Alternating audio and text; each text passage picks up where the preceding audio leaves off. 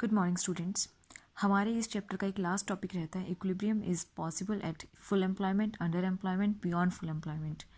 मतलब जो हमने पहले भी किया है ये फुल मतलब जो एम्प्लॉयमेंट का टॉपिक है वो पहले भी किया है। फुल एम्प्लॉयमेंट क्या होती है और उसके अंदर अंडर एम्प्लॉयमेंट और बियॉन्ड फुल एम्प्लॉयमेंट में क्या कंडीशंस होती हैं।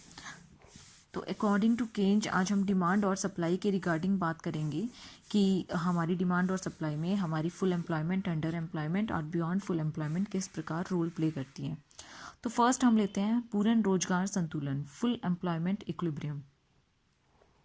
तो हमने देखा है कि हमारी जो एग्रीगेट डिमांड है वो अबव जो है ज़ीरो से स्टार्ट होती है, तो वो क्या होगी, वो अबव ज़ीरो हो जाएगी। उसके बाद हमारी जो एग्रीगेट सप्लाई है वो भी आपको पता है कि 45 डिग्री के एंगल में जाती है, लेकिन जब वो डिमांड कर्व से टकराती है, उसके पास जाती है, उसको टच करती है, तो उसके बाद उसको क्या मिल जाता है, यहाँ पे फुल एम्प्लॉयमेंट की सिचुएशन मिल जाती है। यहाँ तक जितने लोगों ने काम करना था वो एम्प्लॉयमेंट उनको मिल गई है, उससे ज़्यादा वो एम्प्लॉयमेंट नहीं हो सकती वहाँ।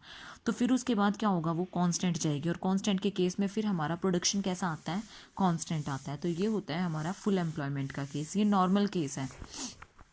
अगला आता है हमारा प्राइस लेवल का केस। प्राइस लेवल के केस में क्या होता है, यहाँ हम नॉर्मल एग्रीगेट डिमांड चल रहे थे तो हमारी कर्व जो है वो पॉजिटिव हो रही थी, लेकिन यहाँ पे जो है हम प्राइस लेवल में देखें तो प्राइस, आपको पता है प्राइस और डिमांड का जो रिलेशनशिप होता है वो कैसा होता है, नेगेटिव रिलेशनशिप होता है।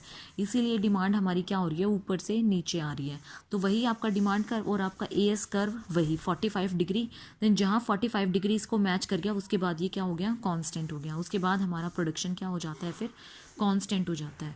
इसमें क्या हो गया, पहले हमारा एडी जो है वो डाउनवर्ड फॉल होगा, देन प्राइस डाउन होंगे और वो जो हमारी डिमांड है वो भी डाउन होती जाएगी, और उसके बाद हमारी जो एएस है वो कांस्टेंट हो जाएगी क्योंकि वो इलास्टिक है up to the underemployment, क्योंकि अंडर एम्प्लॉयमेंट तक तो वो जो है वो बढ़ेगी ना, और उसके बाद क्या हो जाएगी, जब वो उसको टच कर जाएगी फुल एम्प्लॉयमेंट की सिचुएशन उसको मिल जाएगी, और जब फुल एम्प्लॉयमेंट की सिचुएशन उसको मिल गई देन वो क्या चलेगी, कांस्टेंट चलेगी। ठीक है, ये थी हमारी फुल एम्प्लॉयमेंट की सिचुएशन। देन आती है हमारी अंडर एम्प्लॉयमेंट की सिचुएशन।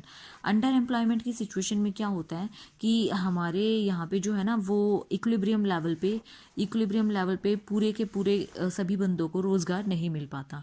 तो आपकी एग्रीगेट डिमांड वही और आपकी एग्रीगेट सप्लाई वही, लेकिन जहाँ पे आपकी एग्रीगेट सप्लाई और आपकी डिमांड होगी वहाँ पे आपका क्या होगा, लेबर होगी, लेकिन उसके आगे आपकी कांस्टेंट होगी। क्यों होएगी, क्योंकि यहाँ से आ जाने के बाद भी आपको क्या मिल रही है, और ज़्यादा लेबर मिल रही है। मतलब यहाँ से बाहर जाने के बाद भी आपका जो है वो डिमांड जो है सप्लाई पूरी कर रही है, उसको सप्लाई और ज़्यादा बढ़ सकती है। तो यहाँ पे अंडर एम्प्लॉयमेंट में क्या हुआ, ये और आगे बढ़ी, तो जिससे हमारी सप्लाई और आगे बढ़ने के बाद एक टाइम पे कांस्टेंट हुई है। ठीक है, इक्विलिब्रियम के बाद भी वो बढ़ी है एम्प्लॉयमेंट।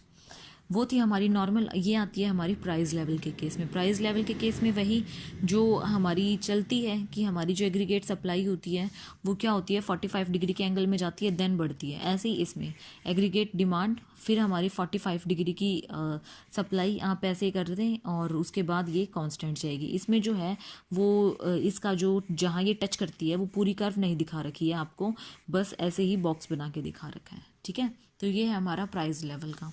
आपका फुल एम्प्लॉयमेंट वाला जो टॉपिक है वो 4 मार्क्स में आ जाता है स्टूडेंट्स इस चैप्टर से।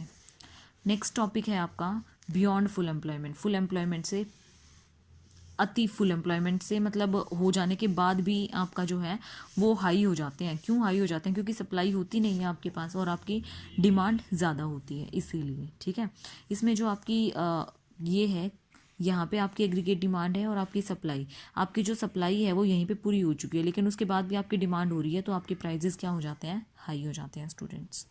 ठीक है, ये था आपका फुल एम्प्लॉयमेंट का। अब फुल एम्प्लॉयमेंट और अंडर एम्प्लॉयमेंट पे आपको डिफरेंस दे रखा है, वो मैंने आपको बता दिया है कि क्या होता है।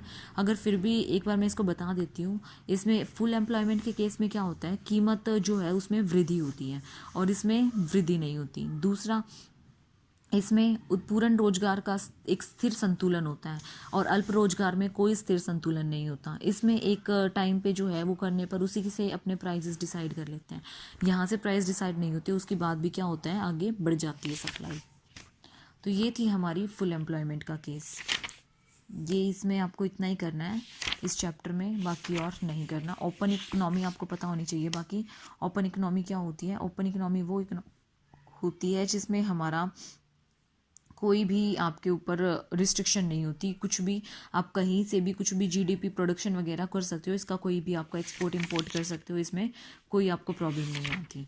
ठीक है, कल से हम अपना 10th चैप्टर शुरू करेंगे मल्टीप्लायर का, इन्वेस्टमेंट मल्टीप्लायर का एंड इट्स वर्किंग। ये आपके सिलेबस का लास्ट चैप्टर है स्टूडेंट्स। अगर आपको कुछ भी सिलेबस में समझ नहीं आया है तो मुझसे डिस्कस कर लो, कोई भी प्रॉब्लम होगी तो मैं फिर से करा दूँगी एक बार।